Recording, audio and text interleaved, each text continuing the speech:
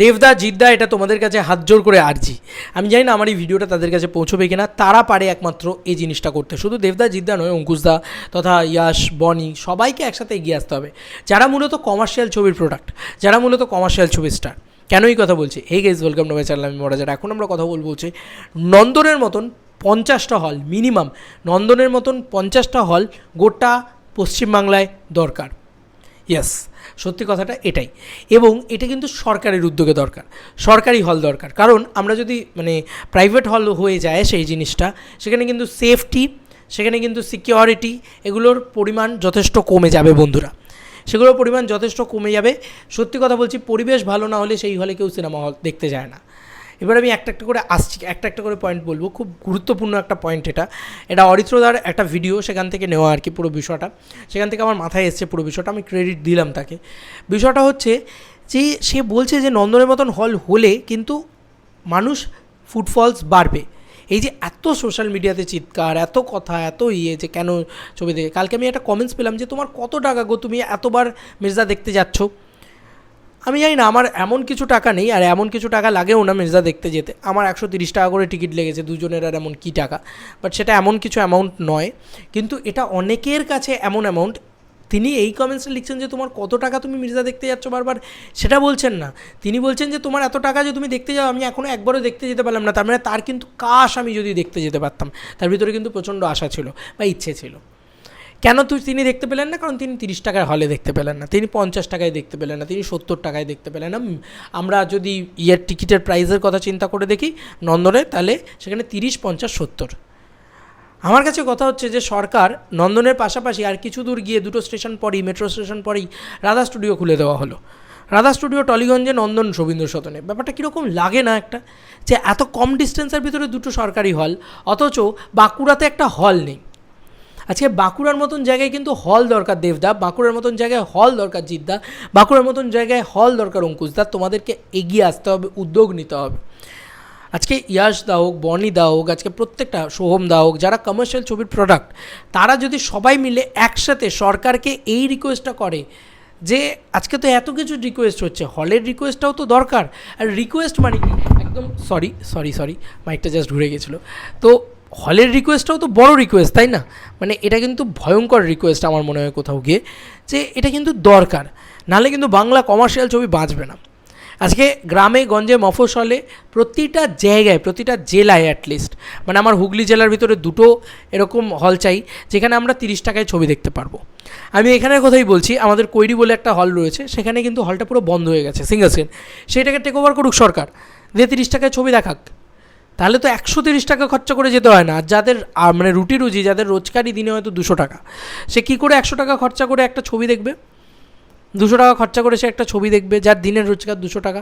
তার মনে হবে না ভাই দেখবো না, থাক ছেড়ে দাও, পরে টেলিভিশন বা ওটিটির কোথাও একটা এলে ডাউনলোড করে দেখে নেবো, কিছু একটা করে দেখে নেবো। তার কিন্তু বাংলা ছবিটা দেখার খুব ইচ্ছে ছিল, বিশ্বাস করো। তো এটা যদি না হয় না, বাংলা কমার্শিয়াল ছবি বাঁচবে না। আর নন্দনের ফুটফলস যে লেভেলে হয়, এবং যে লেভেলে নন্দন হাউসফুল গেলে বক্স অফিস কালেকশন আসে, সেটা কিন্তু ভালোই। এবার তুমি ভাবো যে ক্যালকুলেট করে গোটা বাংলা জুড়ে যদি ওরকম নন্দনের মতন হল থাকে, একটা নন্দনের পাশেই আর একটা নন্দন গজিয়ে উঠলে হবে না। নন্দনের পাশেই আর একটা নন্দন গজিয়ে উঠেছে, কিন্তু সেটা হচ্ছে রাধা স্টুডিও। লাভ নেই কিন্তু কোনো। আমার মনে হয় কোথাও গিয়ে দেবদা, জিদ্দা, এদের সবার একত্রিত হয়ে যদি বাংলা কমার্শিয়াল ছবিকে বাঁচাতে হয়, তাহলে এদের সবার একত্রিত হতে হবে, এগিয়ে আসতে হবে, সরকারকে অনুরোধ করতে হবে যে সরকার যেন সরকার অনুমোদিত হল। এবার আমাকে বলতে পারো যে তোমরা বলবে যে সরকার অনুমোদিতর কী দরকার, এরাই তো নিজেরা এক একটা করে হল খুলতে পারে। বন্ধুরা, সরকার অনুমোদিত হলের দরকার, কারণ ভালো সিকিউরিটি সিস্টেমের দরকার। আমি কালকেই যখন আমার মাকে নিয়ে গিয়েছিলাম মির্জা দেখতে, তখনই আমার মনে হলো যে SVF এর মতন বড় প্রোডাকশন হাউস, বড় যে হল খুলেছেন, তারা কিন্তু একমাত্র যে সিকিউরিটি সিস্টেমটা এতটা টাইট রেখেছেন, এতটা ভালো রেখেছেন, যে আমি সেফ ফিল করছি বিকেলবেলা মাকে নিয়ে ছবি দেখতে গিয়ে। এরকম অনেক হল রয়েছে যেখানে হয়তো সেফ ফিল করেন না মহিলারা ছবি দেখতে গিয়ে। ভালো বাথরুমের সিস্টেম নেই, ভালো এসি নেই, এবং নন্দন কিন্তু এসিওয়ালা হল, তারপরেও অত সস্তা টিকিট। তো একটা বেসিক জিনিসপত্র কিন্তু দিতে হবে তার সঙ্গে সস্তা, এবং সেটা সরকারই একমাত্র দিতে পারবে, সেটা কিন্তু আর কেউ দিতে পারবে না। একটা নন্দন থেকে কোনো লাভ নেই, বিশ্বাস করো। শিল্পকে যদি বাঁচাতে হয়, তাহলে আরও অনেক এরকম নন্দন প্রত্যেকটা জেলায় 2টো করে গজিয়ে উঠতে হবে। আজকে আমাদের 20টা জেলা, 21টা জেলার ভিতরে 2টো করে নন্দন গজিয়ে উঠলে আমাদের 50টা প্লাস হল দরকার। 2টো করে এরকম গজিয়ে উঠতে হবে প্রত্যেকটা জায়গায় যেখানে হল নেই, যার আশেপাশে কোনো জায়গায় নেই, যেখানে মানে যে সেন্টারগুলো একদম নেই, মানে একদম রুরাল বেল্টের সেন্টার, সেখানে গজিয়ে উঠতে হবে। বাঁকুড়াতে হল নেই, বাঁকুড়াতে হল গজিয়ে উঠতে হবে এবং নন্দনের মতন হল গজিয়ে উঠতে হবে। দেখবে ফুটফলস কীরকম বেড়ে যায় হট করে, বাংলা ছবির ফুটফলস কীরকম বেড়ে যায় হট করে, কমার্শিয়াল ছবির ফুটফলস কীরকম বেড়ে যায় হট করে। তো এটা দরকার, এটা আমার মনে হলো কোথাও গিয়ে আমার এটা বলার, যে বাংলা কমার্শিয়াল ছবিকে বাঁচাতে গেলে আজকে দেবদা, জিদ্দা, অঙ্কুশদা, ইয়াশ, বনি প্রত্যেককে একত্রিত হয়ে এই লড়াইটা লড়তে হবে আমাদের হলের সঙ্গে গিয়ে, যে ভাই আমাদের হল চাই, আমাদের নন্দনের মতন হল চাই। কারণ নন্দন তো হাউসফুল হচ্ছে না তা তো নয়, ফুটফলস তো ওখানে দেখা যাচ্ছে, তাহলে এখানে কেন দেখা যাচ্ছে না, বাকি হলগুলোতে কেন দেখা যাচ্ছে না? কারণ বিকজ অফ টিকিট প্রাইস। আজকে যদি আমরা বাংলা সিনেমাগুলো এরকম হল, এবং সরকারি হল হলে সুবিধাটা কী হবে জানো, ওই হলগুলোতে শুধু বাংলা ছবিই চলবে, ওই হলগুলোতে কোনোভাবেই হিন্দি ছবি নেওয়া হবে না। এবার তোমাকে হিন্দি ছবি দেখতে গেলে তুমি ভাই 60 কিলোমিটার দূরে যাও, তবে গিয়ে আসল মজাটা হবে, যে দেখ এবার কত হিন্দি ছবি দেখবি, দেখ এবার কত সাউথের ছবি দেখবি। তোমাকে দেখার যে স্কোপটা সেটাকেই বন্ধ করে দিচ্ছে। নন্দনে কিন্তু হিন্দি ছবি চলে না, নন্দনে কিন্তু সাউথের ছবি চলে না, মজাটা কিন্তু এখানেই। তো বাংলা ছবি দেখতে গেলে তবেই তুমি ওই রকম প্রাইসে দেখতে পাবে, আদারওয়াইজ দেখতে পাবে না। এবার কী হবে, লোকে জানবে যে ভাই বাংলা ছবি আমি 30 টাকায় দেখতে পাবো।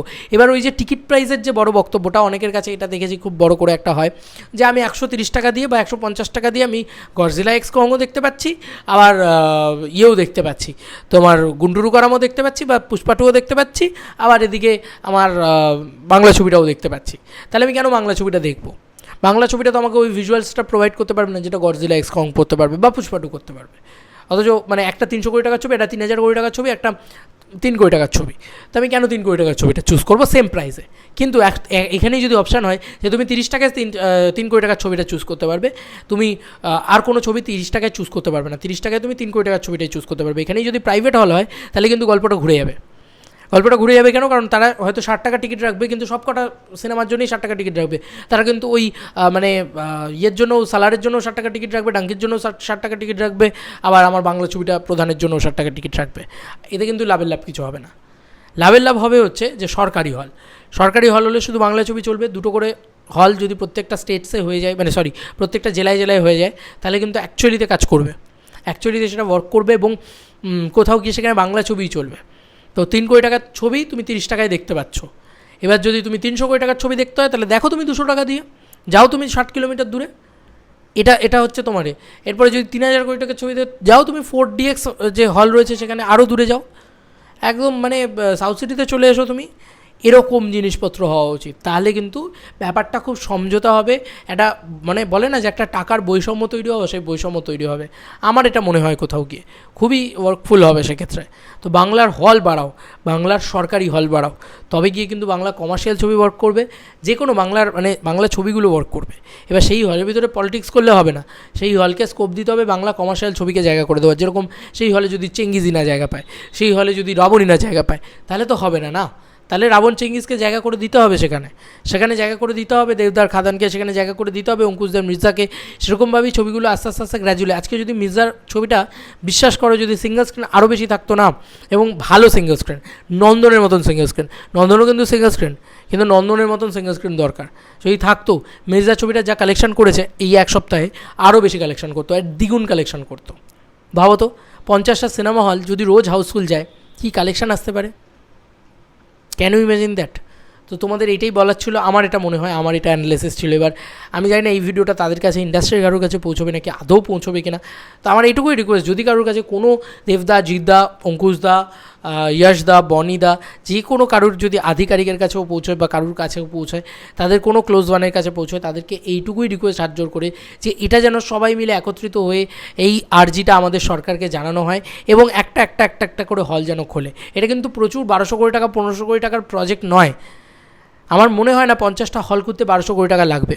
তো এটা বড় প্রজেক্ট কিছু নয়, ছোটোই একটা প্রজেক্ট। আশা করি সরকার খুলে দেবেন, সরকার এটা করবেন শিল্প বাঁচানোর জন্য, নাহলে কিন্তু বাংলা ইন্ডাস্ট্রি ধ্বংসের পথে।